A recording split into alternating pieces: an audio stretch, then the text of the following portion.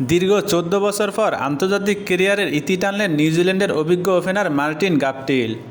নিউজিল্যান্ডের জার্সিতে সর্বশেষ ২০২২ সালে বাংলাদেশের বিপক্ষে টি-20 ম্যাচ খেলেছেন তিনি। এরপর থেকে আর জাতীয় দলের জার্সিতে দেখা যায়নি তাকে। আর আজ ৩৮ বছর বয়সে নিজের অবসরের ঘোষণা দিলেন তিনি। তবে ঘরোয়া ও ফ্রাঞ্চাইজি ক্রিকেট চালিয়ে যাবেন এই ডানহাতি ব্যাটার। বিদায়বেলা গাপটিল বলেন, নিউজিল্যান্ডের হয়ে খেলা আমার শৈশবের স্বপ্ন ছিল। আমি সত্যিই খুব ভাগ্যবান যে দেশের হয়ে ৩৬৭টি ম্যাচ খেলেছি। সতীর্থদের সঙ্গে সুখের স্মৃতি সারা জীবন মনে সতেজ থাকবে।